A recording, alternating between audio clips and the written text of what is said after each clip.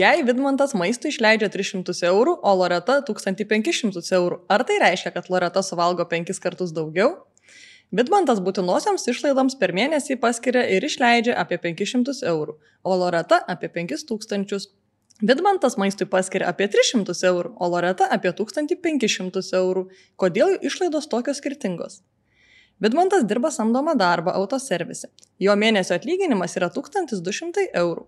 Skirdamas maistui 300 eurų, Vidmantas per dieną tam gali išleisti nedaugiau kaip 10 eurų. Jis maisto produktus perka parduotuvėje ir maistą gaminasi namuose. Jeigu jis kasdien valgytų restorane, per dieną maistas jam kainuotų apie 50 eurų. O tai stipriai viršytų jo galimybės. Apsilankimas restorane Vidmantui yra nebūtinosios išlaidos, bet gana nemaža pramoga. Visai kitaip yra su Loreta. Loretos mėnesio pajamos siekia 10 000 eurų.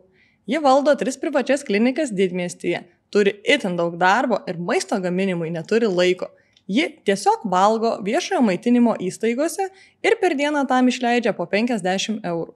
Per mėnesį tai sudaro apie 1500 eurų. Loretai tai telpa į būtinųjų išlaidų planą, todėl valgymas ne namuose Loretai yra būtinosios išlaidos.